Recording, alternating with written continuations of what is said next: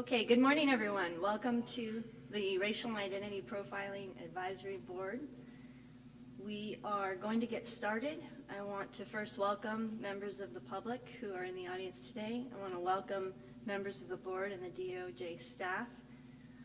We are looking forward to a productive meeting today. We're going to begin with some welcoming comments from the board. Then we'll move into a Department of Justice update, and then we'll proceed with the rest of the agenda. So I woke up this morning thinking about where we are today. We've been together, this board has been together doing work for about 2 years, and we've made significant progress. We've adopted regulations that implement the RIPA law. We now have law enforcement agencies collecting stop data. The Wave 1 agencies, which are 8 law enforcement agencies, are collecting stop data as we speak, and they began in July. And we'll be bringing on the other waves of agencies shortly. And so soon we will have data to analyze. But our work hasn't stopped there. We've been looking at policies, we've been looking at training, and we've been looking at issues of accountability. We've had experts come and speak to us. We've heard from the public. And we continue to be laser focused on understanding and addressing issues of racial and identity profiling and bias policing. These haven't always been easy conversations, but we have, as part of the board, community leaders, law enforcement leaders, academic experts, and others who are committed to the process of moving forward together. And so it is in that spirit that I welcome you today, and hope that we can continue to move forward, things done. California is on the cutting edge of this issue, has the potential to lead on this issue for what is a grave problem in the United States. Every day, on average, 3 to 4 people are killed by law enforcement officials in this country. We know that in 99% of these cases, these are deemed justified killings, and there's no criminal prosecution. The accountability measures within law enforcement agencies vary, but there is grave concern that the trust between community and law enforcement that we desperately need to keep all of us safe is eroded when we don't have that accountability in place. And so our work together is to understand the issue, address the issue, and move forward together. So I open it up to other board members who would like to make welcome statements. And you have to press the button, I am told, and hold it. Good morning, welcome.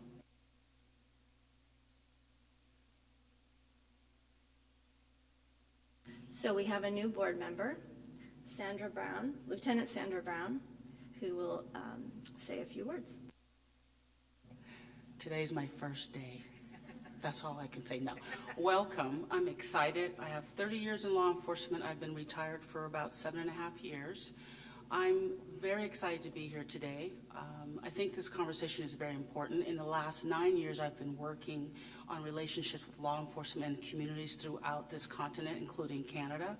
And I think there's some promising changes that are coming. It's going to take time, but we are pushing really hard, especially here in California, to build those relationships with communities that we have contact with. And I would say those 2 to 3 members that are dying in justified law enforcement situations, I would hope and pray that one of these days we have a year where we don't have any deaths between law enforcement and communities, and that's both directions. So I'm really excited to be on this cutting edge in California. This conversation is like I said, throughout, if not the country, throughout the world. I've received or had some calls from Australia and Germany that are excited about what we're doing in this country. So thank you. I'm honored to be here.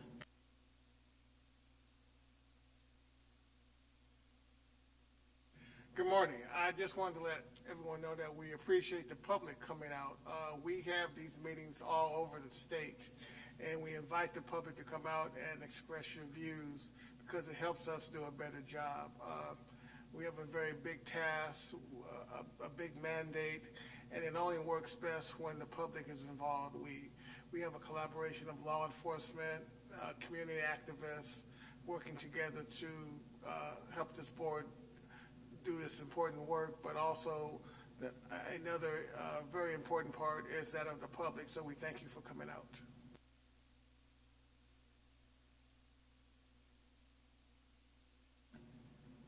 Good morning, everyone. Dave Robinson, representing the California State Sheriff's Association. To echo Andrew's comments, I think, this board's accomplished a lot. I can tell you, being part of the subcommittees like everyone else, I can't express enough thanks to the Department of Justice and their staff, because just by volume of emails that we all receive and the different subcommittee work that goes on is tremendous amount of work to put together what goes on in the public forum, but also behind the scenes. And so thank you to the DOJ staff for everything that you all do. When this legislation was passed, it was made very clear that the vast majority of law enforcement, men and women, do an amazing job in the state of California. But just like every profession, there are things that we can improve upon. And really, I think that's one of the goals of this committee, and to make sure that we advise everyone throughout the state on those areas that we think law enforcement can become more consistent and improve upon. So to the men and women out there, we appreciate everything you do. It's Pastor Boyd, J. Edgar Boyd from First Images in Los Angeles. I echo the sentiments that have already been addressed by each of the persons before. And I think all of us can really be indebted to the former Attorney General of this state and the governor of the state and law enforcement heads for all of the departments across the great state of California, along with the Assembly that actually put together all of the terms and opportunities that brought this conversation and this work together in progress to be. I can not imagine any law enforcement officer coming out of an academy without some apprehension on their first day on the job and some misgivings. I cannot imagine any person in the community ever being stopped by a law enforcement officer, whether they're walking or whether they're in their home or whether they actually confronted at an event or driving, without some apprehensions and some notions, some preconceived notions about what that encounter may lead to. But I think this has been one protracted and one very visionary attempt to bring civility and to bring a good, well-rounded approach to resolving the issues that oftentimes occur between law enforcement officers and citizens of any community in the city or in the state. And I really want to commend all of the members of this panel, this board, for the great depth of intervention that we've been involved and engaged in, both at the panel meetings, at our regular assemblies, as well as the subcommittee meetings, and all of the work that the law enforcement officers have been able to do and implement in collecting the data that's going to help us to better refine our work, and I think bring about a day, Sandra, yes, when there will be at least a lessened number of deaths that occur in shooting between law enforcement officers and citizens. So I'm excited about where we go with this new level of data, and I'm excited about what we're going to be able to do in collaboration with the community interests and stakeholders in helping to lower this intervention. So thank you. Glad to be here.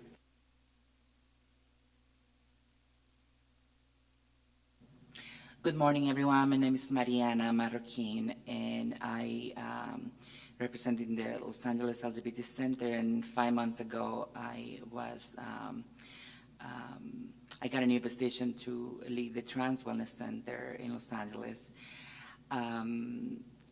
This is my first meeting as a U.S. citizen, so it's really, really nice to be able to experience and to be, as a transgender woman immigrant, I think you understand, and I think everybody knows what the trans community face in different aspects of our lives, but not often we get to sit on the table to be able to represent our community and to remind people that we have a lot of issues and we need to talk and be able to communicate our interaction with law enforcement. I appreciate each of you, and this is definitely the second year. And every time I say, like, this is too much for me to handle, but I am still coming back because everybody's so nice and very respectful and inclusive. And member of the audience also remind us that this is important, and I know that this is important, but sometimes it's heavy.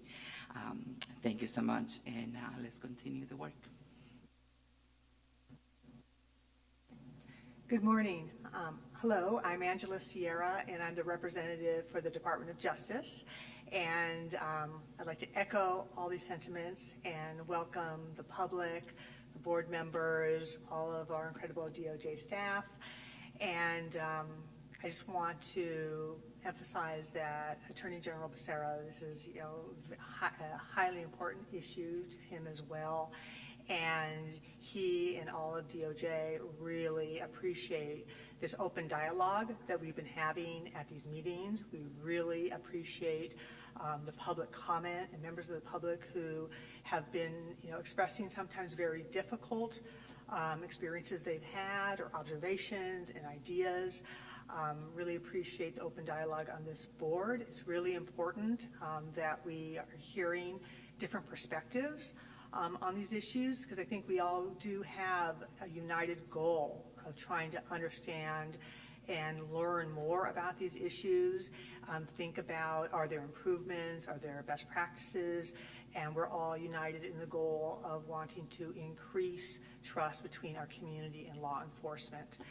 And I want to thank very much, we have a large team here at DOJ that have been helping all of us on the board, bringing incredible experts to the table, and that are working closely with the board. And I'm also very excited about this upcoming report. I know the subcommittees are working very hard, along with staff, so that we will be issuing a very meaningful report in January.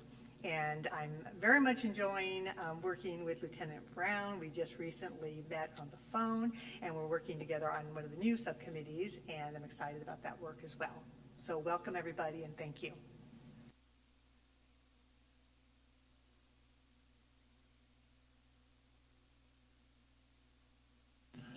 Well, good morning, everyone. I'm Commissioner Warren Stanley from the California Highway Patrol. I've been on the board for about a year now, and I want to say thank you to the board members for all their work and our partners from the DOJ and also the public for their input at these meetings.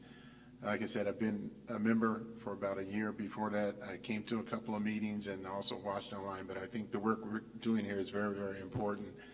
And I just want to say thank everyone for their support, and look forward to today's discussion as we, like Nancy said, get ready to move on to put together our second report. So looking very much forward to what that's going to look like. I guess I'll do cleanup here. Brian Marvel with PORAC. This is my first year, fourth meeting being on this committee. And I think one thing that law enforcement does is collects data very well. So I think this is a natural progression where law enforcement continues to collect this data. I think it'll be interesting to see once we get the information, analyzing it, and then improving upon the way we conduct our business out in our communities. It's good sitting on a board like this to be able to get input from the communities that we serve.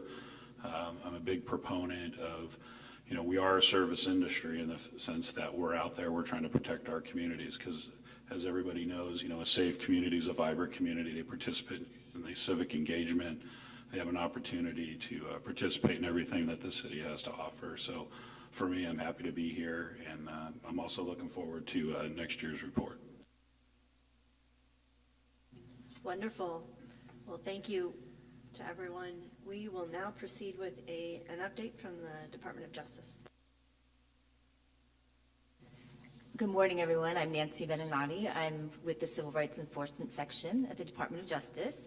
We're going to have a presentation from our CJIS team in a second, but before that, I do want to thank UC Davis for their generosity in hosting us today. We really appreciate it, and it's a beautiful location and conference room. And thank you all for your comments as well. It's really good to hear from all of you. I do want to make a full disclosure. We are currently operating without a quorum, so we won't be conducting any official business. However, we are going to move forward with the presentations and the discussions. Unfortunately, Co-Chair McBride was unable to make it today. However, his one-year term had expired, and so we will be later, when Chief Swing, who is on his way, and have our quorum, we will be selecting our new co-chair. And I would also like to say thank you and welcome to Sandra Brown, who has already jumped in. And many of you may recall that Lieutenant Brown served as one of our expert consultants last year and was instrumental in doing our post-analysis for our board report. So I know that we'll continue to get good work product out of her going forward. Couple things that I do want to talk about that came up over the last few months. We had some requests from the media to reach out and discuss things with board members. That's completely fine. You're free to talk to the media. However, I just kind of want to remind everyone that you make it very clear that you're speaking for yourself and not the board, because the board would not have an opportunity necessarily to meet and discuss the point that you're discussing. So, and it would be nice if you could just let us know, because we are always interested to know about when our board members are being quoted in the press, so that we can point to that or take a look at those shout outs. Another thing that came up was whether or not people could be guest speakers at a function. That is also okay. However, we have to be mindful of the Bagley-Keene open meeting rules. No more than 2 people beforehand can discuss an issue. If there's more than 3 board members on the panel, you can go and be in public and discuss everything. However, you can't coordinate or discuss anything beforehand. And again, if you're going to speak, it would be nice to let us know, because we might want to come. And then lastly, there was an issue that came up about voting on matters that had not been noticed previously in the agenda. And so upon further reflection, it seems that the best practice would be, if there is a substantive issue that the board would like to vote on and discuss, that vote not take place at the current meeting, to allow time to review the issue, confer with one's associations, because several of you are not here as you're in your individual capacity, but rather are representative of an association or an organization. And so we want to make sure that we are being respectful to our colleagues, and that we are not, violating inadvertently open meeting rules by voting on a matter that hasn't been agendized. In the past, I think things have been voted on that board members would like to have the DOJ to take a draft of a letter or do something like that, and then later it's discussed, either between the co-chairs with the board's approval at that meeting, that the co-chairs will be doing X or Y action. And then finally, and sadly, you may be aware that Jennifer Eberhardt has stepped down from the board. I know the Attorney General's team is working diligently to try to find a replacement for her. And Alex Johnson has also had to step down from the board, and we've been in contact with the governor's office to try to get his seat replaced as well. With regard to next year's report, we had hoped to get a contract with Spark, which is the organization that Jennifer Eberhardt heads. But unfortunately, there were issues with the state contract that Spark was unable to agree to. And so, we're sad that we weren't able to have that happen. But the good news is that Rebecca Hetty from Spark, who helped us on a report last year, has agreed to come on and work with us this year so that our evidence-based research subcommittee will have a good work product. And so one of the things that Rebecca has sort of identified to focus on is the data integrity issue. And this came up last meeting. It seems to be an issue that's very important to the community, the board, law enforcement. And so she is going to put together a deliverable around how the data can be, or how the public really can feel comfortable and law enforcement can feel comfortable that the data has integrity and has not been altered in any way to manipulate the numbers. She's also working on some other deliverables similar to those that Spark had come up with, but they're going to be slightly different, and I think that they will be fantastic. Kelsey, do you want to just kind of talk about a little bit about a couple of things that Rebecca was thinking of? Sure. Some of the things that Rebecca has been considering is doing an update to the video that was featured last year, and having the video focus mostly on this data integrity issue that has come up, and we've heard very loudly from and deservedly from the members of the public and board. And it's come up in almost all of our subcommittee meetings, just making sure that we are as transparent and produce as much trust in the data and the process as possible. She's considering different ways in which this information can be distributed to the public in a variety of manners on top of the report itself. So one of those is a video, and that would feature interviews, but also a process into a look into the training that all the law enforcement agents have been going through on this data collection, the process of the data collection, and then also on top of that, the deliverable would include including as we talked about, including a large section in this report devoted to data integrity that would go alongside or in the same section as the stop data analysis plan. So it would ensure trust and transparency from the point of collection all the way through the analysis of the data. There are some other deliverables that she's been talking about as well, but I would say that mostly assisting with the writing of the section for the report and working with the video would be those are her main deliverables. Thank you, Kelsey. So that's all we have. Does anybody have any questions for us? Okay. So with that, I'd like to introduce Erin Choi and Kevin Walker from our CJIS Criminal Justice Information Systems team.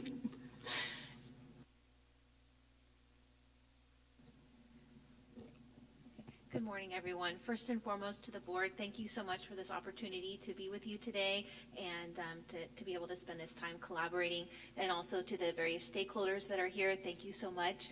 We really appreciate your input. As Nancy indicated, my name is Erin Choi. I'm just one of several CJIS representatives here today, but specifically I'm the program manager of what's called our Client Services Program. So we've been the ones working closely with the law enforcement agencies on the implementation of the statewide repository. So that's what we've prepared some notes to update you on today. In your packet, you should have a printed copy, and also for everyone in the room, of a presentation that we put together. It's going to be displayed on the screen, and hopefully I can coordinate with this.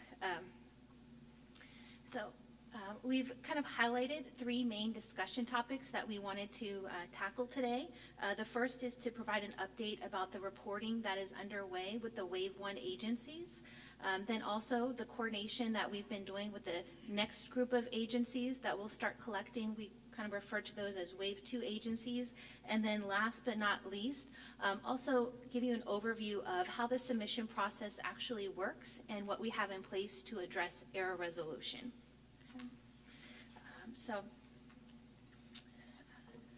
First and foremost, what's been happening with the Wave 1 agencies All 8 agencies did start their data collection as required on July 1st.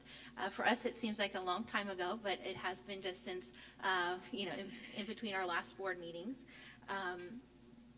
The system went live on July 1st, so we refer to it as the Stop Data Collection System, or SDCS. We have to throw some acronyms in there always. And we were able to test with all of the agencies prior to the go-live date, and then effective on that date, approximately 2,500 officers from the San Francisco Police Department started using the DOJ-hosted web application. So we immediately started getting data streaming into our office on July 1st.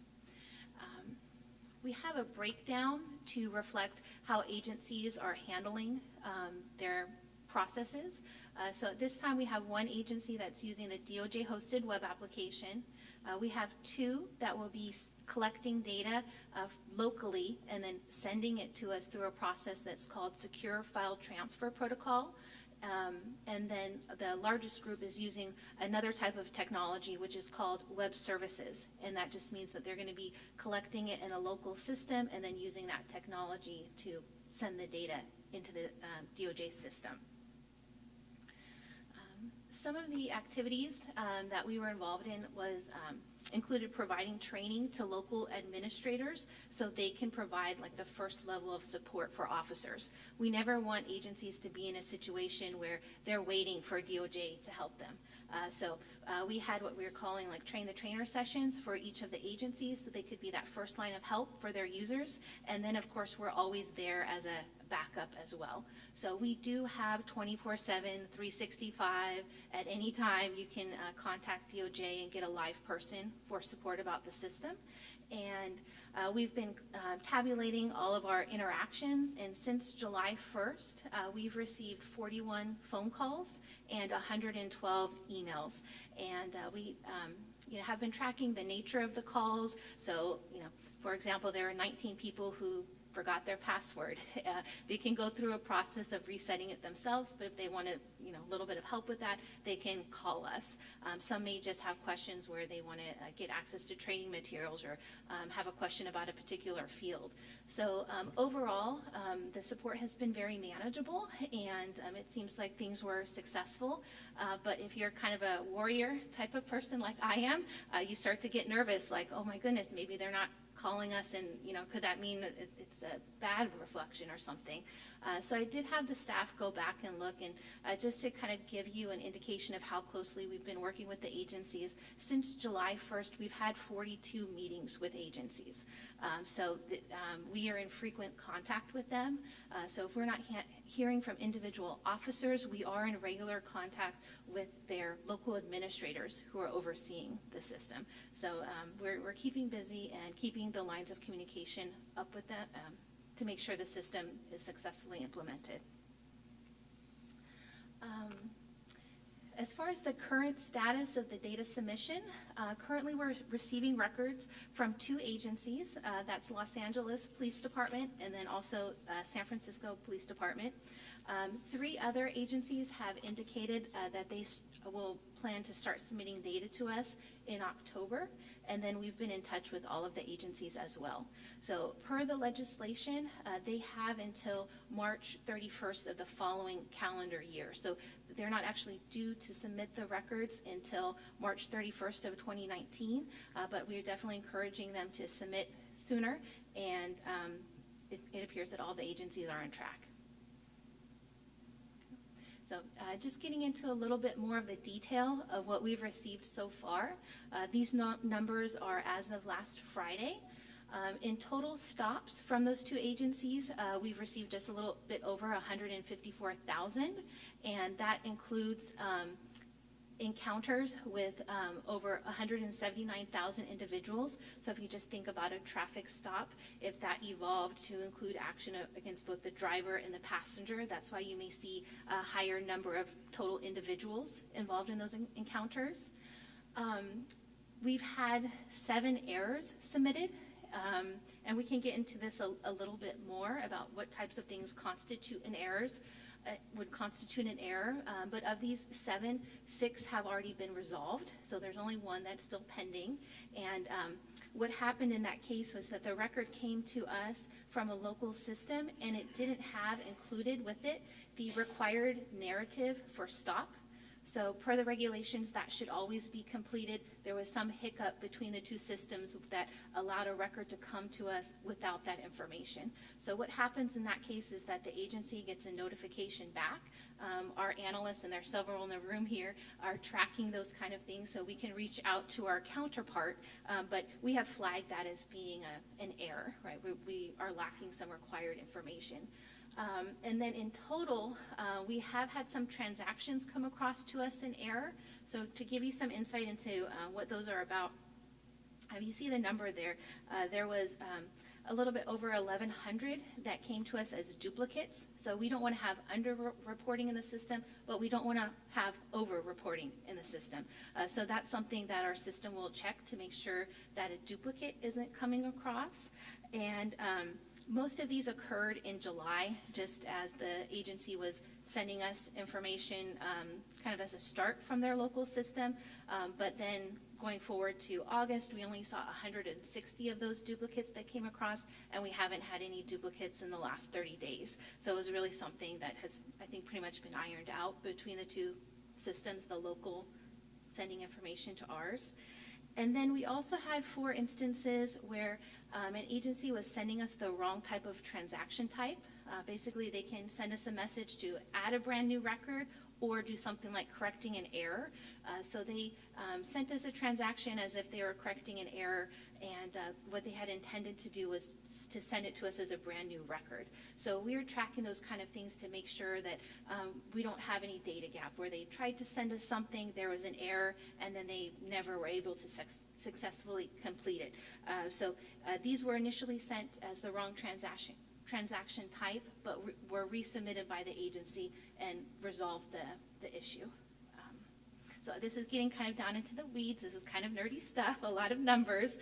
But if you have any questions, please let us know. Next, moving ahead to the Wave 2 agencies, we've been working closely with them. There's a group of 7 additional agencies that are due to start collecting January 1st of 2019. So we have a high-level timeline outlining all the things that we're working with them on. So we have started either weekly or bi-weekly calls with them in August, and we are planning to have like an information sharing meeting to group them up with the agencies from Wave 1 so they can exchange some lessons learned and hopefully help the next wave with their implementation as well.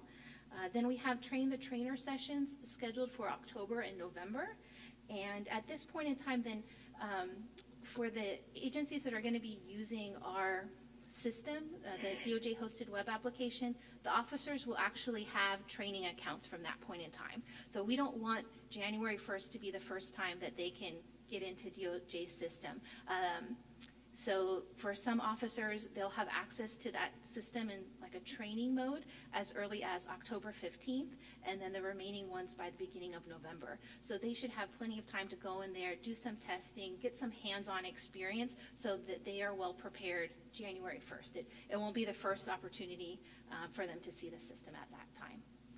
And then for those agencies that are going to be using a local system and sending data to us, we'll be exchanging test files with them starting in October and then all the way through mid-November to make sure there's no issues between the 2 systems. And this is the current breakdown of what the agencies in Wave 2 have planned. And this is kind of tentative at this point. We've asked them if they could finalize their decision by October 1st, just to make sure that we have plenty of time to work with them and get them fully prepared. But at this point in time, we have 2 agencies from Wave 2 that are planning to use the DOJ-hosted web application, and that's Fresno PD and San Jose PD. And then the 5 remaining agencies are planning on using a locally hosted system and then sending their records to us via one of 2 different types of technologies. All right. And then the last topic that we wanted to kind of step through is just what the submission process looks like and how errors are handled. I know there's been a lot of questions, as Kelsey just mentioned, concerning the data integrity. So hopefully this will at least give you an idea of how that process works from the systems perspective. So if an agency is using the DOJ-hosted web application, it won't allow the officer to save invalid data. It's kind of has the record laid out, so they're entering groups of data at a time, and if they try to enter something invalid, they'll get an error message. They can't move forward. So really the error resolution process doesn't so much apply to the DOJ hosted web application, because the screens are formatted in such a way that you can only select the valid values. And if you try to skip over something, it will give the officer a prompt right away. We don't want them to spend a lot of time filling something out and then only find out at the end there was a problem. So it'll notify them up front. And then for those agencies that are using a local system and are going to be sending data to us, we do several different types of validation on the data. So when it's received, there's an initial check of each record to make sure it's not a duplicate. And then secondly, we look for some core information, and specifically that it's coming across to us as a valid agency. Every agency has a certain identifying number that DOJ is expecting. So we need to make sure that it's a valid agency. Officer information is there. There's date and time associated with the stop. And then also something that was required in the regulations called a local record ID number. And these are all essential components, because if there's an error, we need this to kind of call up the agency and be able to sync up with them about the record in question. So there's an initial check, and if any of those things have an issue, then immediate error would go back. The record doesn't even move forward for further validation. But as long as those components are there, then we save the record to our system. And then we do a secondary check against every single field to make sure that it matches the technical specifications. And those pretty much just follow exactly what's outlined in the regulations. And if through that secondary check of each and every field there's an error detected, then a response goes back to the agency, and it will vary depending on their technology of how they're giving us the record, but then kind of further as a follow-up, because we wanted to make sure that it was really getting to the agency. We also send an email to a point of contact that they've designated. So just by chance somebody is not monitoring their files, then they're also getting an email that will summarize their activity as well. And as far as what can happen to update the record, or who can change it, when it can be changed, records can only go through some type of update if they have produced an error. So if something comes to us and it's complete, it passes all of the edit checks, then it's essentially locked. It can't be modified at a later time. So if there's concern about data could be manipulated because it seems to be trending in a certain way, the system won't allow any edits unless there's an error. And then even if there is an error, we have tried to make sure that things could only be changed that would make sense. So there's no editing under any circumstances for the agencies where they could change the perception data. And the logic being is that that initial reporting officer would be the person who knows that. So if something kind of goes wrong and that data isn't correctly reported the first time, we've kind of gotten the best attempt at it, and it's not something that a person could come in a week later, a month later, 6 months later, and edit. So we will have information to share for the board if there are errors around those fields, but it can't be changed by the agency later. We do send them a message back, because if something has gone wrong between our two systems, we want them to fix it. We don't want them to allow this to continue, but that particular record would stay with the error noted. And similarly, agency data can't change, and officer data can't be changed by the agencies. That's all that we had prepared.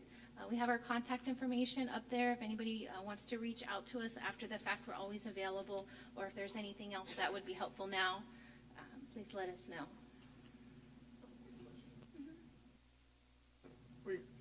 I'm Douglas Oden. Regarding the there's a difference between collecting the data and submitting the data. And they need to start collecting July 1st. And they need to submit it by March. Now, are some of the agencies going to submit it in like a mass submission, or are they can trickle in over time? Yeah, excellent question. They can submit it in mass to us, but we're trying to encourage them to do more frequently. We have done performance testing, so if an agency waited until the last day, our system can handle it. It's not going to cause anything to crash.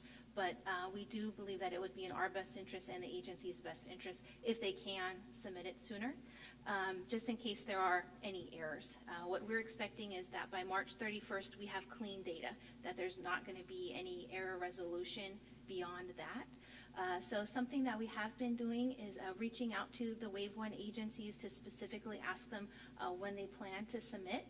So as I mentioned, we have 2 that are currently submitting data, 3 more planned for this month, and then of the remaining 3, when they plan to have all of their records complete and final to us. And once the submission is made, what's the turnaround for the analysis of the data? That's something that's going to be handled through our research center, so I can defer to Kevin if you want to talk about it. Sure, yeah. So when the data is due at the end of March of the year following the data collection period, so the analysis of the data will then come out along with the next Ripple Board's report. So all of the analysis that we do on the data will come out with the report and the analyses that you guys all prescribed for us to conduct during that time. Great. Are there other questions? Yeah, I have a few questions. So the total stops collected, how many agents, is that all 8 of the agencies, or is that just what you've received from the agency that's using the portal? That's just what we have received so far, yes. Okay. So those are the ones that have been submitted to DOJ. The volume is much higher to what's actually been collected by the agencies, and they've been giving us estimates of what those are, but it will be much higher once the records actually get submitted to us. So the information that you do have, is that being analyzed? How many analysts are actually taking a look at the data to determine trends, anything like that? Okay, yeah, I'll go into that. So we're not looking at the data right now because not all agencies have submitted, and we don't want to try and start analyzing data prior to it being complete, because that could introduce areas where we could experience some bias based on what agencies are reporting. So we're waiting until we've got complete data to then start analyzing, because we don't want to jump the gun on that one. So in my team, for the implementation side, we do have several analysts. You see them over there to the left of the podium and more back at the office. We are analyzing the data in the sense to make sure that it conforms to all of DOJ's standards, and if we need to do any outreach, additional training to the agency. So we're analyzing it from the sense of implementation. Is the system working successfully? Are we getting things that are complete? But not for a different purpose, I guess, than the data analysis that will inform the report. One last question. On the agencies that are using the DOJ portal, are they able to access the data at any time, or do they have to wait till all of it's submitted? Yeah, excellent question. Thank you. They are able to access the data, so we have different user roles available to them. Obviously, the officers can go in and enter the data, but the agencies also have a role to designate for administrators who have view-only properties, but can go in, view any record, run reports. We're just putting kind of a final touch on a feature that will allow them to download the record so they could start doing their own local analysis, hopefully compare that to their local record management system and make sure that there's no gaps in what's coming over to us. So yes, the agencies have access to their own records. I just want to add, oh, sorry. I just didn't want to, I realized I didn't answer part of your initial question that I fielded earlier. The Research Center has 4 analysts that are dedicated to the AB 953 project to work on the actual research that accompanies your report. And then also, Erin has additional staff that are analysts that work with her team as well. So I just wanted to kind of add on to what Kevin was saying, is that the board will get, and the subcommittees will get to direct what types of data analyses you would like the research center to conduct. So the research center will be working, obviously, on the types of questions and issues that the board would like to include in its next report. Great, thank you. Are there other questions? I Yes. have some. Yeah, from the number of errors that were detected, it appears that the process has been fairly effective. Not sure what the percentage, but it will almost be unrecognized. But let me ask you this. Any kind of expressions as it relates to apprehension about being involved, about getting engaged in the system, or difficulty with them entering data, or just embracing the whole idea and the notion, period? That's a really good question, and we've been working with the agencies so much, pretty much since the inception of the board. We also started working with the agencies, so they've had a year, almost 2 years to get accustomed to this. I think any type of change is different. I think, some of the things that we heard is just practically, there were questions about how much time it takes to enter, and I think some comments like that have been shared with the board in the past. But since Go Live, we haven't had any major concerns brought to our attention. Are there other questions from the board? I have a question. You mentioned that Los Angeles and San Francisco are submitting directly to the portal, so you're getting that real time. Sorry, just to clarify, if I didn't before, Los Angeles is using their own local system, and then they're pushing it to us. We're currently receiving data. They're giving it to us every 2 weeks. So agencies can submit, determine their frequency. We're basically open for business. They can submit daily, weekly, monthly, quarterly. So we are working with them to plan what's going to work best for them. Okay, so San Francisco is the one agency that's using the web portal. You're getting that real time. Los Angeles and Riverside are using a secure file transfer protocol. And you're getting Los Angeles's regularly, and you mentioned, and so how frequently is Riverside submitting? They haven't started submitting yet, but they're one of the 3 agencies that has indicated that they plan to start submitting in October. And what they've indicated is that they plan to do it on a quarterly basis from that point. Which are the other 2? The other one is CHP. And then also Los Angeles County Sheriff's Office has indicated that they plan to start submitting in October as well. And so then the remaining 3, I believe? No, sorry, more than that. Yeah, it's correct. It's San Bernardino Sheriff's Office. San Bernardino, San Diego County, San Diego PD, have they indicated what frequency they'll use to submit? We've reached out to them again just to confirm their plan, so we should have that within the next couple of weeks. But what they last indicated for both San Diego PD and San Diego Sheriff's Office is that they plan annual submission. So that would be, giving things to us once in bulk. Exactly when that would be, we're not sure. That's what we're hoping, that it won't be in March, that it would be sometime prior to that.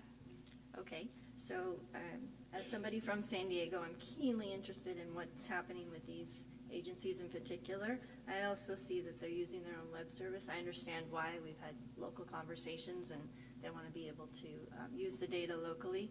And one of the questions that I had raised at the last meeting, not just about these agencies, but with anyone using the web service, is what kind of protocols are in place to ensure the data integrity before it gets to you, especially with these who might only do annual submissions.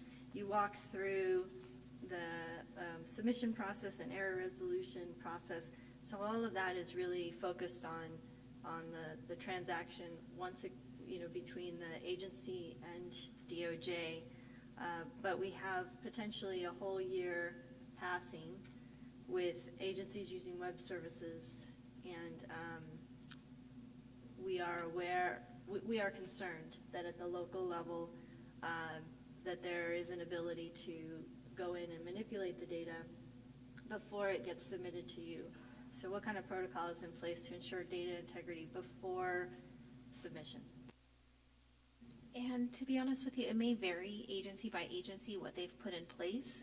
For example, we received a demo of one agency's system, and what they explained is that after a certain, I think it's just even a matter of days, they lock the record within their local system. So we definitely heard the interest in that from the last board meeting, went back and tried to do some thinking of, how we could best help you get to the bottom of this, so to speak. And just as a couple of suggestions, I don't know if it's something where we could help do a survey of the agencies. If the board has some questions, we could identify those questions and put together a survey, because we work closely with the agencies, but on the other hand, they know their business the best. So we could get the direct feedback to any questions you have from the agencies, or possibly add it to a future agenda item of the board to invite them and see if they could give an update to describe how they've implemented locally. That may be helpful. So at the last meeting, I asked DOJ what your role was in holding the law enforcement agencies accountable in ensuring integrity. I had suggested then that perhaps it's a question of attestation as to the integrity of the data. But we've come so far, we've done so much. I would hate for there to be, a gap in the chain of custody, to use a law enforcement term, in the data. And I'm keenly interested and wondering what the role of DOJ is in ensuring accountability, whether that is an attestation requirement, or something in the protocol of submission, if it's not already there, that could be added to ensure the public that there is integrity. So it looks like Audra might want to speak on this as well. We are working on like a closeout form for the agency to indicate what you're calling like an attestation that they are identifying this as their complete and accurate records. So we are implementing a type of reporting form, but there may be additional things in.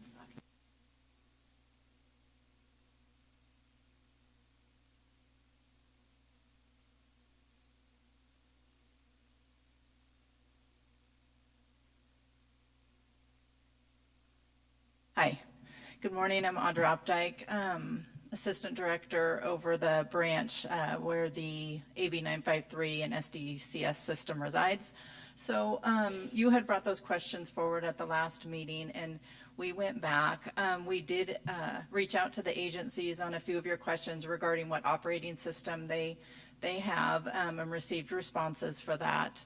But I think, Krez, if you can just validate this, but I do not think that we, at least from the CJIS side, have the authority to ensure the data integrity of the law enforcement system on their side. We can ensure the data integrity once it gets to DOJ, but I'm not sure with the current legislation if we have the authority. I know that we weren't allowed the opportunity to audit their systems through this legislation, so I'm not sure if you guys, Nancy or Angela, have a thought on that. I think this is the question with all data that's submitted to the Department of Justice. These agencies are required by law to collect this information, and they are required to maintain its integrity. The Attorney General has authority as a chief law officer of the state if he learns of issues where the data is not being properly, or it's affirmatively being corrupted. So we have that constitutional power to enforce the law in that way. But I think as Audra and Aaron are pointing out, we don't have a way to ensure that their systems individually in all of the agencies are doing what they're doing, but we have to trust that they are following the law. Okay, so I'm guessing you can do more than trust, and you don't need more authority. You have the authority in the protocols that you're developing for the data submission to acquire the information needed, whether that is an attestation or something else. I'm not talking about an audit, I'm just talking about a piece of information that serves as a check to make sure that the agencies understand that, you know, that this is something that we're asking them to attest to, because what we've been doing through RIPA and through the collection of data is shifting the burden away from the public, which has limited access to information, shifting that burden to the law enforcement agencies to help increase the trust. When we have a potential gap in the data submission integrity, then that's a problem. And we have an opportunity to address that right here and now. And so maybe that's something that DOJ can consider and come back to us with, but this is the second meeting I'm bringing it up. And if we don't have integrity in this data, we have a problem. Do you have a specific suggestion in mind? Well, I've raised one suggestion, which is to have the agencies attest to the integrity of the data and to ensure that the data has not been altered after it has been, checked for completion. This is not my area of expertise, so I welcome any other thoughts from board members. But this is an issue that I don't want to let go at this early stage when we're aware of the concern, and we have the opportunity to fix this on the front end. I would think perhaps if they could maybe sign some type of declaration that they attest that the data has not been manipulated, or some type of declaration to that effect.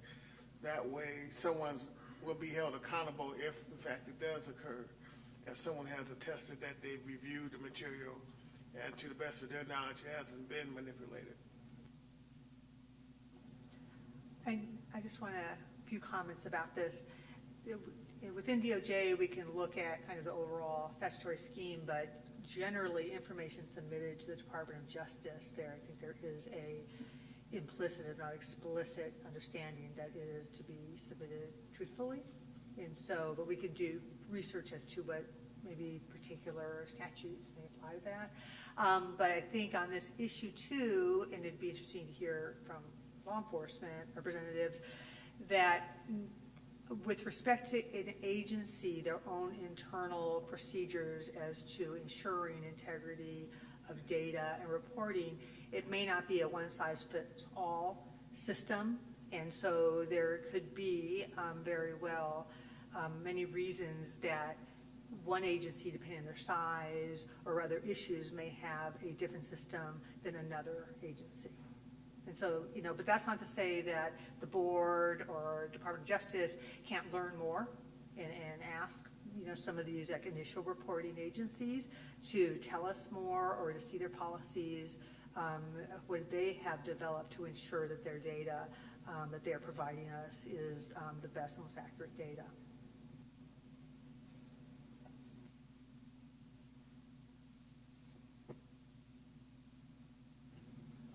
Just a quick question before I provide some comments.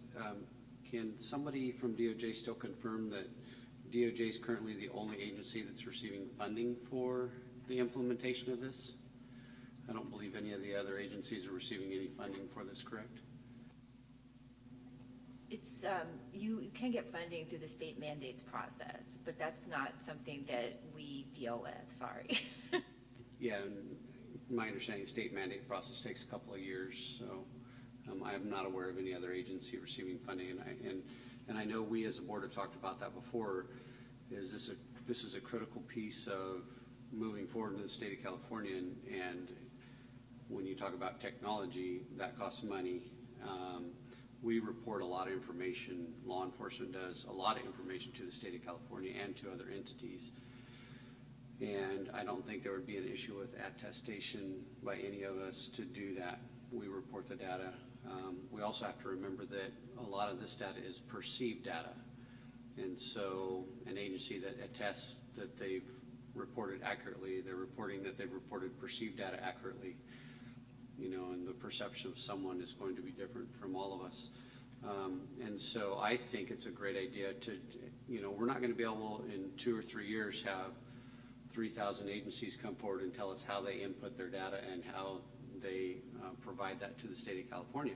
But I think early on, it's not a bad idea to have a couple of agencies come that do it within their own system, just to talk about how they do it. Just like we had the presentation today on how it works through the DOJ system, I think it would be a great idea to have a couple of agencies come forward to talk about how they do it and how they ensure that the information is as accurate as it can possibly be based on perceived data. I think that would be a good start to before you make a recommendation on how they can attest to it. Let's try to understand how agencies are doing it. I know within our small organization, there's only a few administrators that can get into once somebody inputs the data, there's only a few administrators that can actually get into data, and everything is tracked. Every keystroke is tracked by which person was in that information. And occasionally we have to go back and audit our own data. And so I think it would be a good idea to have just a couple of agencies come forward that don't submit directly to GOJ, just to talk about how their process works. Sheriff, I just wanted to clarify as well that that was something that was also suggested by Rebecca Huddy for inclusion in the video, is interviews with some of the Wave 1 agencies that have begun collecting, and that would be a great opportunity to have a verbal attestation as to how they've been collecting the data, what the process has been like. And we have, we did identify, you did identify this at the last meeting, and Rebecca had watched the meeting and discussed this with us, and we do want to take it up because we do realize it is an important issue. We just haven't figured it out yet, but we will. Okay, so Sheriff Robinson, I think you came up with a good path forward, which is, since we're just in Wave 1, we only have this issue with a couple of agencies right now. Can we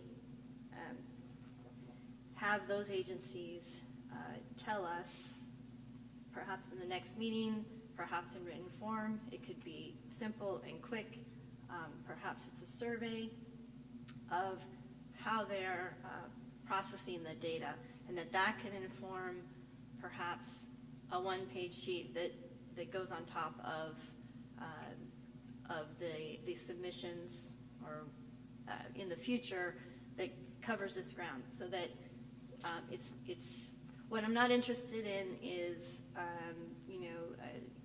a random sample of agencies talking about how they do this, but every agency telling us how they do it if they're not using the portal.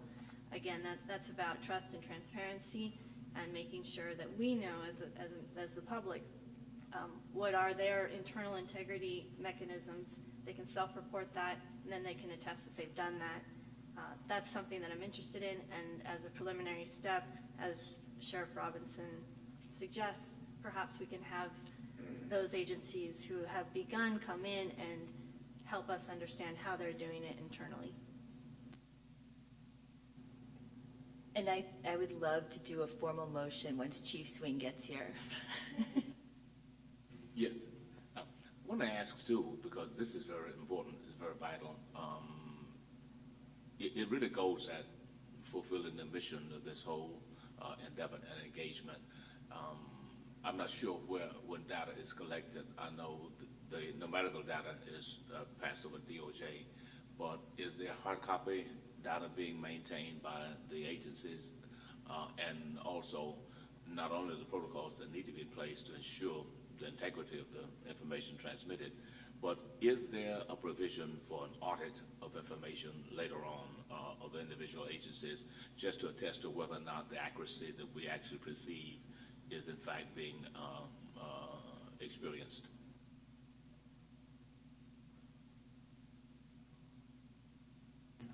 That's a DOJ question.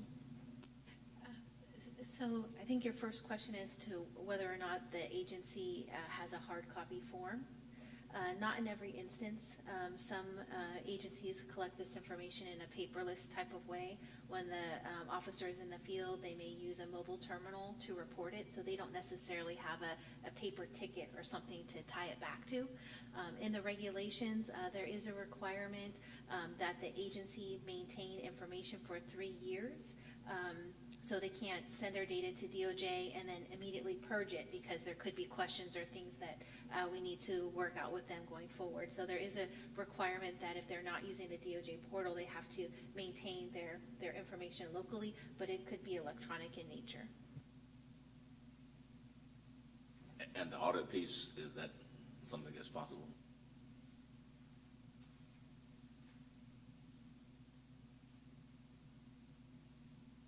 I think I can answer that one. I think it was mentioned earlier, all law enforcement falls under the overall umbrella of the Attorney General of the state of California.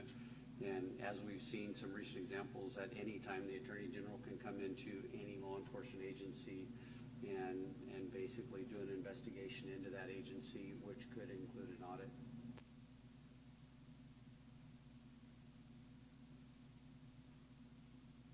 Okay, I think this is a good moment to open up for public comment before we get into discussions that will lead us into the 2019 report. And that'll also give our colleague an opportunity to get here so we can get quorum. And his arrival is imminent, which is great. So we'll open up for about 10 minutes of public comment. If you're interested in making public comment, there's a microphone here, and if you could just line up so we can see how many people we have. Go ahead. Hi, I'm Melanie Ochoa with ACLU of Southern California. Thank you all for your hard work and the many, many hours that you volunteered to be a part of this, and I appreciate all of the DOJ's many hundreds, if not thousands of hours of effort in getting this together. I wanted to first echo concerns about the integrity prior to submission, and it was a bit unclear to me from the description of the data integrity analysis that was already part of the analysis that was intended to be done by, I forget the individual you mentioned from Spark, and I just wanted to make sure that that is part of that larger data integrity piece, because when we talk about community's concerns, I think that is probably one of the biggest concerns in ensuring that what is being reported, that all stops are actually being reported, that they're being reported accurately. And I'm hearing slightly different things about the availability of an audit. It seems like it was initially said by the DOJ that it wasn't, or that it wasn't included within the statute and might not be able to do so. There's a statement by Sheriff Robinson that they are able to engage in an audit at any time. So I wanted to be clear, if audits are not automatically possible under the law, if the DOJ could seek authorization or partnership through local law enforcement agencies or their oversight bodies, including governing bodies, to engage in that work. This should already be a part of the local agency's compliance with the law, and so if there is concern about lack of funding for them to engage in this work, perhaps that would actually be a benefit to the local agencies to take that burden away from them so that DOJ can engage in that instead. Secondly, I had a question on agencies that are not submitting either in real time or at a high frequency. How are errors such as missing narratives, et cetera, going to be addressed with them? As a practical matter, how are they able to ensure that data that's being reported a year after the actual incident can be fixed or can have that information added in? If this information is missing, is that going to be reflected as just missing data in the analysis? Is that going to be an opportunity for the agencies to actually fill that information in? And so I've seen documents reflecting the interface for the LAPD, and it seems that it requires, similar to the DOJ's interface, requires that all boxes be filled out before people can proceed. It limits the options to only those that are actually applicable for any particular, series of kind of chain of selection. And I wasn't sure if this is a requirement for all of the interfaces or if that just happens to be how both DOJ and LAPD have gone forward with that, and if it's possible to make that a requirement so that there's a lesser concern about data integrity from at least that perspective, regardless of how the agencies are actually collecting the data and submitting it ultimately. Thank you. Thank you. Are there other members of the public? Good afternoon, everyone. My name is Kaylin Dean, and I'm with Pico, California. Thank you to all of you. I just wanted to echo in agreement with both Board Member Oden and Guerrero, not to beat a dead horse, but I think that the whole crux of what you guys spent so much time doing last year was defining the regulations and coming up with kind of what the stop data should be. And I think that it's based on perception. So I think if there's loopholes in the system, which is how the community perceives that, if there's loopholes for some local law enforcement agencies to be able to go back into their data and amend after the fact, it removes the whole piece that we deliberated on for all of last year. So I think that there needs to be some accountability, and I think that we need to do an audit of how the local law enforcement agencies are using their internal systems. And I think that I'm personally looking forward to maybe hearing how this is going to be brought up in particularly the Stop Data Subcommittee. I'm not sure if that's the particular area, but I think that when we meet again for the next subcommittee, this needs to be something that's brought up even in advance of the next board meeting. Yep, I think that was it. But just not to beat a dead horse, but I think that the community is a little bit late today, but this is a piece that is absolutely heavy on the community's heart. So thank you to Guerrero and Oden. Okay, any other members of the public who'd like to speak now? We will have a public comment period later this afternoon. No? Okay, I believe our colleague David Swing has arrived. Welcome. And we now have quorum.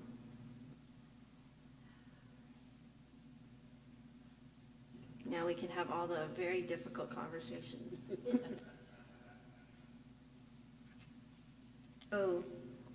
What I would like to do before we move on to the subcommittee reports is we have had a robust conversation about the importance of data integrity and have identified a possible path forward. And so I would like, and I think this is a motion that we can now take, I would like to move that at our next full board meeting, that we have representatives from the agencies who are not doing the web portal, not using the web portal, but are using their own internal systems to come and describe to us the processes by which they are entering their data and maintaining internal integrity, and we can take it from there after that. Is that an appropriate motion? Does anyone want to amend? Second that motion. Okay, we now have a seconded motion. All in favor? Aye. Aye. Any opposed? Any abstentions?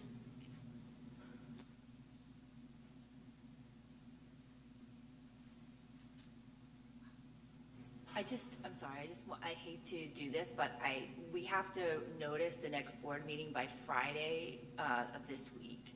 So we will try, if the motion carries, we will try to get the folks to come, but we may not be able to, so. So perhaps we could notice it as an agenda item, identifying representatives of law enforcement agencies, even if we haven't yet nailed down the which ones. Great. Okay, so I think we will actually take a 5-minute break to allow folks who have paid at a meter to re-up. We will reconvene in 5 minutes and we'll keep on going. Thank you.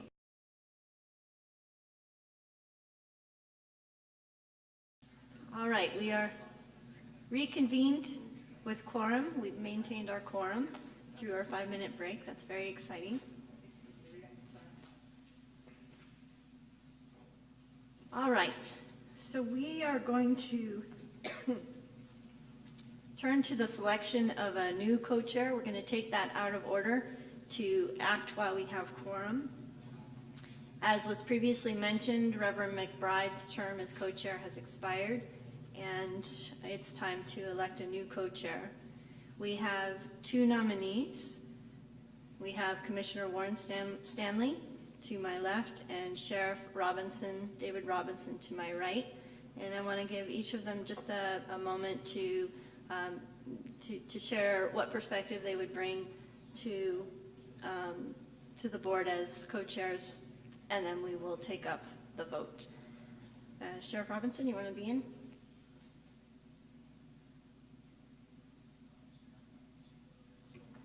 I'm super glad to see who my competition is.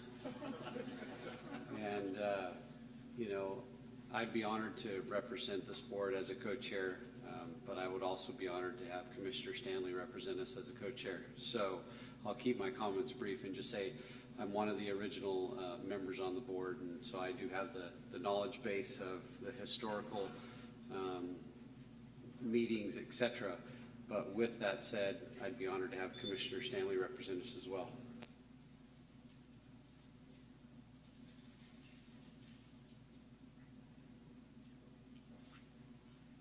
Good morning again, everyone.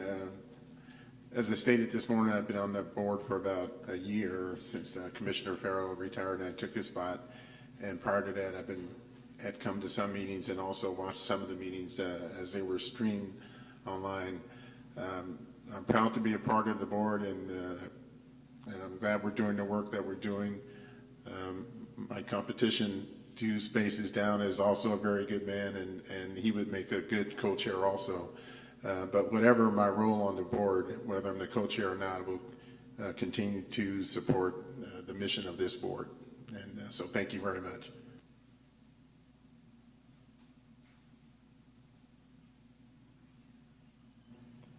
Okay, well, with that, we will proceed with a vote, and this is a public vote. And so, let's see, is that right? So we just call them one at a time? Is that how we proceed? Okay. All right. So I will take them in the order they were presented. And I will ask for aye votes for Sheriff Robinson. Show of hands, sure. Show of hands.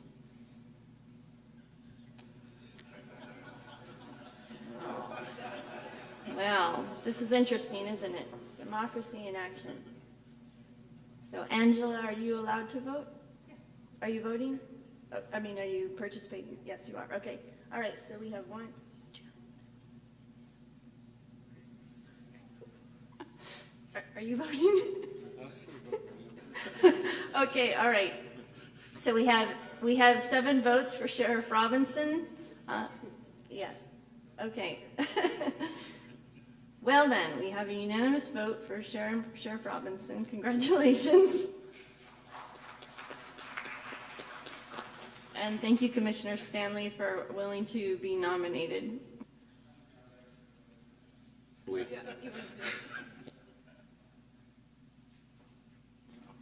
Okay. Well, we shall proceed now to subcommittee reports. Oh, that's right. My new co-chair reminds me that we have one item that we haven't covered yet, and now that we have quorum, we need to act on, and that is our minutes from the June 19th meeting.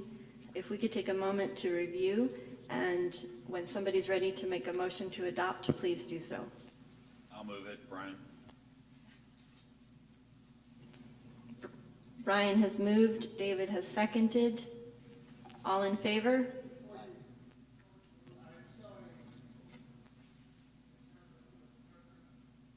It looks like you have Board Member Ali both present and not present. We can edit that. He was not present at that meeting, so. Okay. Thank you for noting that. That will be edited, so if you approve, we'll approve pending that edit.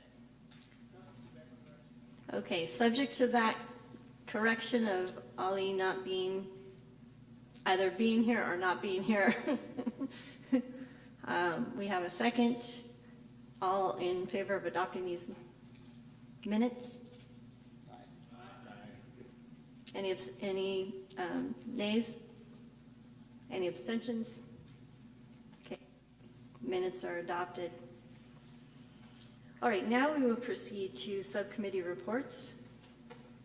And we will begin with the Stop Data Committee, and I invite the subcommittee co-chairs to update us on your work. Very good. Good morning again. I'm Douglas Oden. I'm one of the co-chairs of the Stop Data Subcommittee. We met on July 31st to discuss the proposed report outline and to discuss the work for this year's annual report. There was 4 basic topics that we looked at. Was the AB 71 data analysis, the Stop Data Analysis Plan, data integrity, and the best practices recommendation regarding stops, searches, and seizures. The Department of Justice is currently formatting an analysis of the AB 71 use of force data. This data itself it's not generalizable in every situation, but it only refers to instances where the discharge of a firearm causes serious bodily injury or death. So we're looking into that, how to integrate that into the stop data analysis. This would begin by looking at the types of stops, and then would evaluate whether or not the subject was impaired, whether the subject offered resistance, and what type of resistance, and whether the force used was, and the justification of the type of force was used. So we're looking into whether the force that was used in those stops was justified and the type of force that was used, looking at the level of injury and the final outcome of that stop. We also looked at deciding to code stops of people who were perceived to be of more than one racial or ethnic group as its own group for coding in terms of every racial combination. So if the officer could not look at the individual and make a determination as to the person's racial background, they would be able to put that into a different category. Also, in terms of the stop data analysis plan, some of the analysis technique that will be included in the plan will include the veil of darkness. In other words, looking at comparing the stops that happen during the day and those during the evening hour, and to compare the outcome test, comparing those stops that happen in the day and those that happen at night, to see if there's any disparity in terms of racial identity or profiling. Chief Swain will also talk about the other 2 data.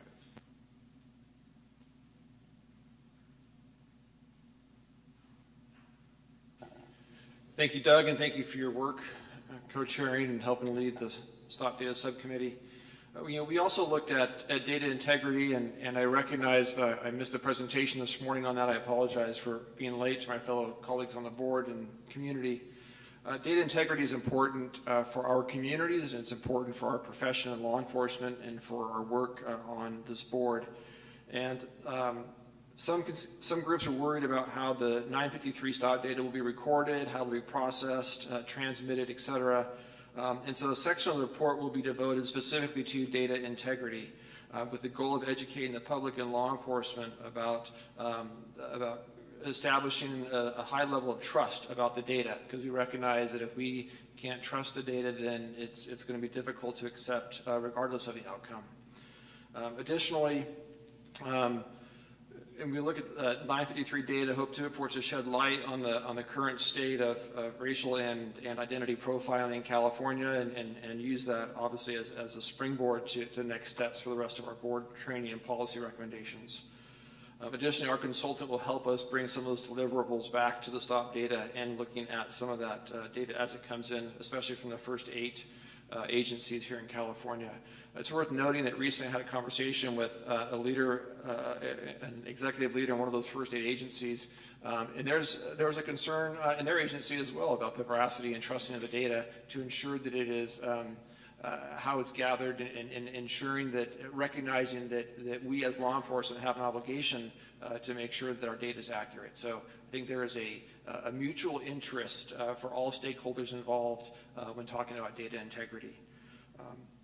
Next is best practice recommendations for stop searches and seizures.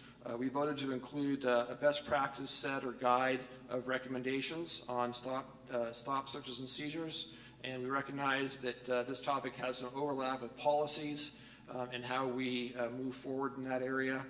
And we worked to cover policies and trainings on reasonable stops and probable cause, investigative stops, looking at issues or patterns that may be present in that data as a best practice. And then finally, to ensure that this topic didn't grow too large, because when you look at the universe of stops and searches and seizures, it can be a pretty large topic. So to keep it manageable, the best practice recommendations for the two subcommittees will be combined under recommendations for bias-free policing policies. Best practices for stop searches and seizures will focus on those that are essential policy components and procedures that agencies should utilize to reduce biased types of policing. Thank you. Do any of the board members have any comments or questions? Okay, seeing none, and just for the public, once we get through all the subcommittee reports, the plan is to break for lunch, and then we'll come back and have public comment on the subcommittee reports as well. The next subcommittee report is citizen complaints. I will actually take that report. My co-chair is Sahar, and she was unable to be here today. On the citizen complaints subcommittee, we discussed the data that was received last year and how it was broken down, and there were some recommendations on moving forward to make sure that the data was easily understood on the citizen complaints. DOJ is currently looking at the formatting of that data. In the upcoming year, it will include the wave 1 through 3 agencies, which is just under 20 agencies. So we'll get a snapshot of the data from the agencies that are online now, the agency and the 2 waves of agencies that are coming online. There was also a recommendation last year, which is going to be incorporated to show that the complaints, a complaint gets filed in 1 year, but it might be resolved in the next year. There's going to be a breakdown to show which complaints were filed and resolved in the same year and which ones were filed and then resolved in the preceding year. So that will hopefully clarify the complaint data, so that way it's easy to understand. We also agreed to separate out the data for local detention facilities. Many agencies, even my own, if someone files a complaint and they happen to be an inmate within the jail, it just got lumped into the complaint data. That is now going to be separated out, so that way you can see which counties, perhaps most likely counties, had complaints from detention facilities. Some police agencies also have detention facilities, so you may see that data as well. And it's also going to be separated out by the disposition year. The subcommittee also agreed to include a list of best practices on the civilian complaint policies and procedures, but we didn't go so far as to suggest that it had to be mandated that each agency use one statewide form. Having large agencies, small agencies, etc., we wanted to just put a more tiered approach in where these are suggestions on the best practices for each of those agencies, and then, but the agencies would still be able to have their own individual input into what works within their communities as well. So there will be a model complaint form that's going to be included in this year's report, but agencies will be able to tweak that within their own organization.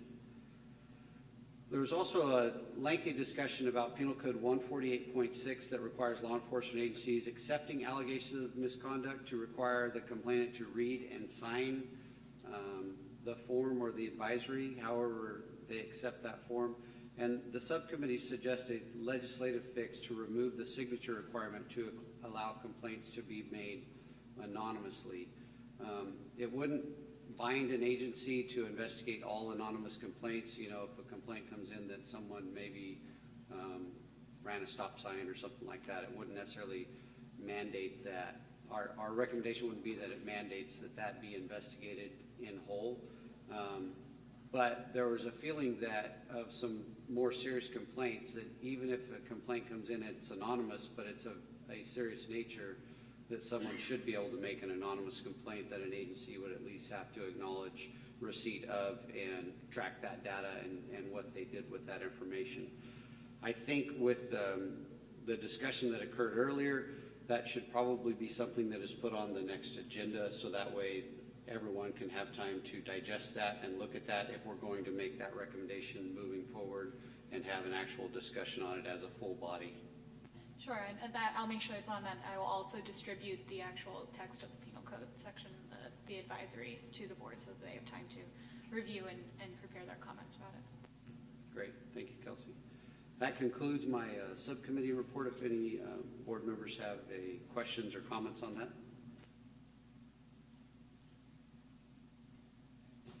Seeing none, we'll go on to 5C, post-training and recruitment subcommittee report.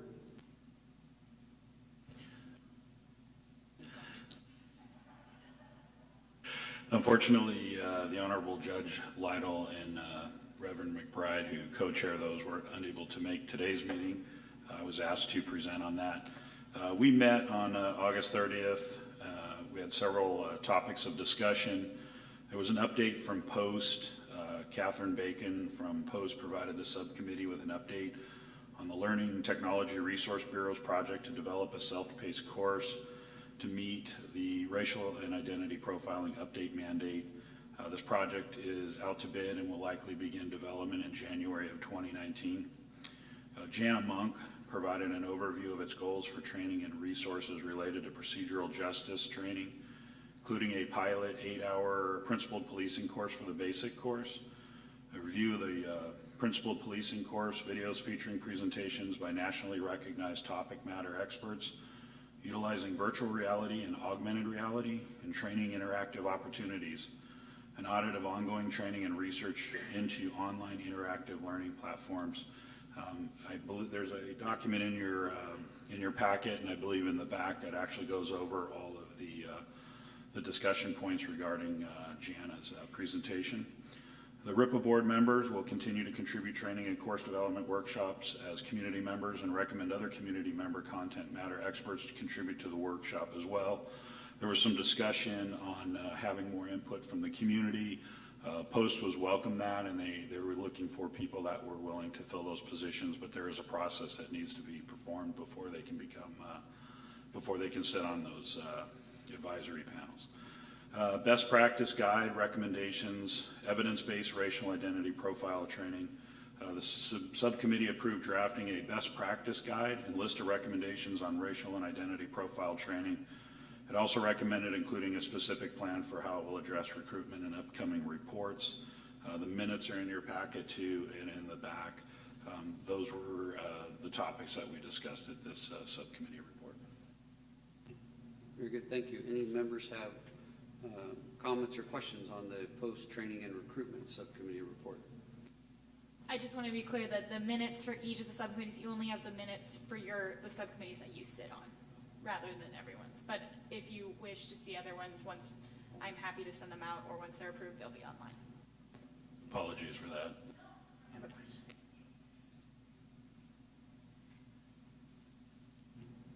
So I know over several meetings, we've talked about the need for more funding for Post.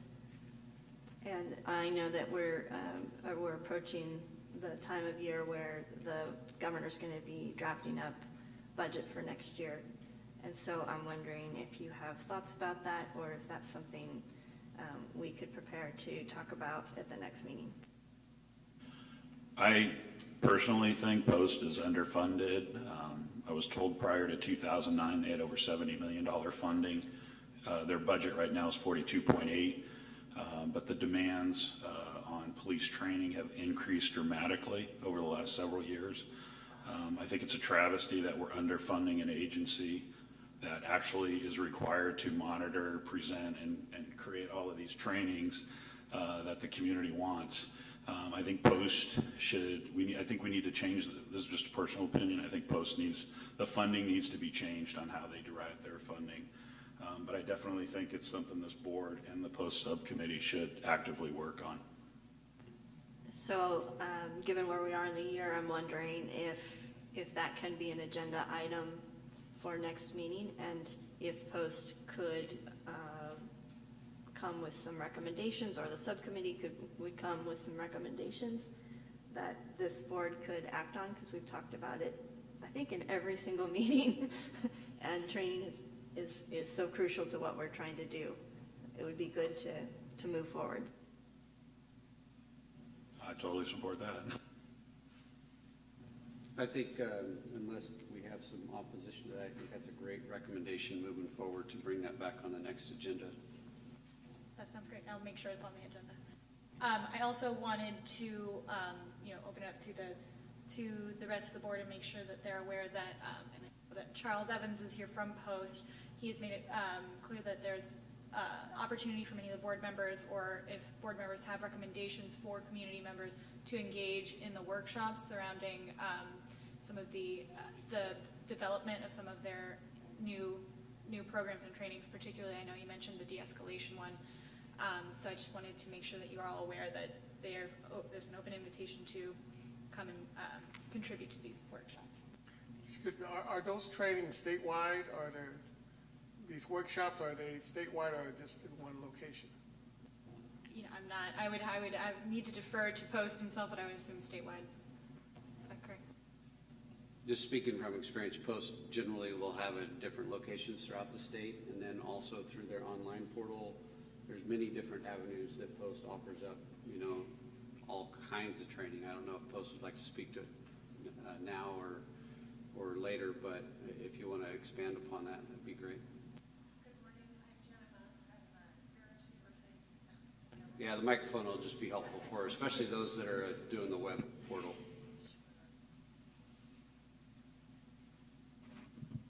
Good morning. I'm Jana Monk. I'm Bureau Chief with Training Program Services at Post. I'm going to make this really brief and directly answer the question that was asked. The workshops that we're asking people to participate in as members of the community are to develop training for law enforcement. So we offer them often at our headquarters. We also pick locations down in San Diego, kind of across from Sacramento South, depending on where our subject matter experts are primarily located and what we can afford to pay for in terms of a hotel and a conference room, given state restrictions. So I hope that answers the question. When we have community members participate, we will cover their travel and per diem. We cannot pay for their time to attend. Often their organizations pay for their time, which we welcome that. And we do have a minor vetting process that they have to go through before we approve them to come forward and participate in a panel. Any other specific questions about the workshops I can answer? Okay, thank you. Thank you very much. The next subcommittee report will be state and local racial identity profiling policies and accountability. I believe, Andrew, you're going to handle that one? Oh, Commissioner?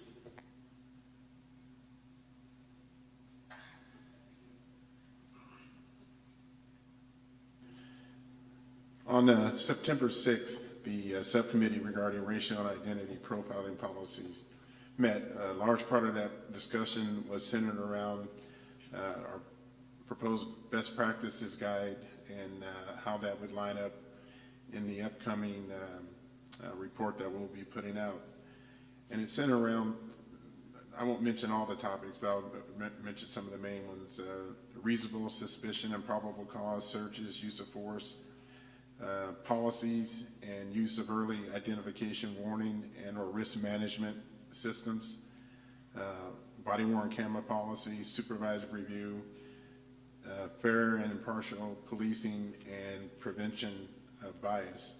And one of the things that came out of this, and Chief Swing mentioned it earlier, in regards to probable cause, investigative stops, and searches, since those two kind of overlap, it was proposed that the Stop Data Committee and our committee, we combine those and work together on those. So most of the conversation centered around that, best practices and getting that information in the next report and what this proposed guide would look like. And then that's my report.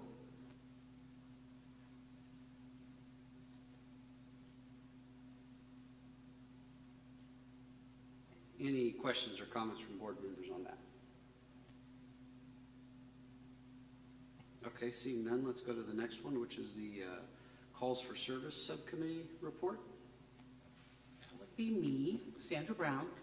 So before I even get into it, can I just introduce what that means, because calls for service is so wide and varied. Two senators here, Senator Lara and Senator Mitchell, wrote a letter to the board, I believe, and we received it on May 30th. Concerning or in regards to the enormous amount of calls for service that might include bias within communities and people calling the police for that.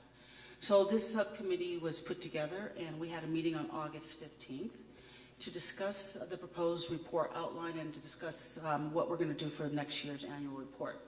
So the subcommittee confirmed that this topic, this possible bias calls for service, should be treated as a standalone topic rather than in combination with other work of another subcommittee, because this is very important and it's very widespread, not just here in California, but throughout the country, that law enforcement are receiving these calls that we have to go to. The subcommittee reviewed the topics brought up by the senators and their letter to the board. So we discussed first of all, we confirmed that the topic should be treated, and then the subcommittee discussed the various types of calls for service and related topics such as, oh, you hold it for me, thank you. I was getting finger fatigue. So the various types of calls for service and the related topics such as bias by proxy, and what that means is a citizen might have a bias about something they see or someone they see in their community, and they will call the police based on what their fears are concerned about, and the police will respond to that. There's two issues to that. The citizen calls, but the person that's being called upon might feel a little overwhelmed or a little uncomfortable with the police stopping them for basically walking down the street or whatever those calls are. Training for the community. So we talked about bias by proxy, training for the community, and then training for law enforcement officers, and then critical intervention teams and responses to calls for service made by family members and individuals when they're calling about someone that's in their family. In regards to mental health, illness, among other topics. So our subcommittee decided that for this year's report, it would only include an overview of the topic, including the types of potentially biased calls for service and situations that may occur, the results of literature review on the topic, and a more detailed plan for what the subcommittee will focus on in the future. We've come up with some other ideas, maybe some training for dispatch, maybe possible matrix cards for dispatch in California to determine when we will call the police, when we will hopefully make it just beat information, and when we will respond. And then we generally provided a baseline overview similar to how other subcommittees approach their topics in the last year's report. We might very well be coming up with a pamphlet for best practices for law enforcement in this country, but again, the issue is not just here, it is across the nation, and because of social media, I think we're seeing more of it, and some of the calls do not require police response, and so we need to talk about that. Any questions or comments from other board members? Yes, was there any discussion regarding recommendation for legislation regarding individuals who may intentionally make a call in terms of bias, just to, any type of legislation to punish people who would make intentionally racial calls for service? We did not discuss that, but I'm pretty sure it's going on the list, and we'll discuss it. Any other questions or comments? I'll just think that it's a great discussion, especially the dispatch piece. I think that's a great place to interject some additional training that would be very helpful across the board. Thank you. The last one under 5 is 5F, Evidence-Based Research and Best Practices Subcommittee Report. So I just, as an update to, I just mainly wanted to give an update to that. That subcommittee, the work of it was halted in the idea being that they would wait until some deliverables from consultants came back and they would review what those drafts were, given that the Spark contract unfortunately never came to fruition. We will be, there's an opportunity for them to review and work with Rebecca Hetty, but and maybe in conjunction with the Stop Data Subcommittee, but there is a little bit of an opening of what this subcommittee may want to do for this year's report, because up until this point, the work has been halted. Very good, thank you. I believe that will get us to a lunch break, and we're scheduled to return at 12:45, is that correct?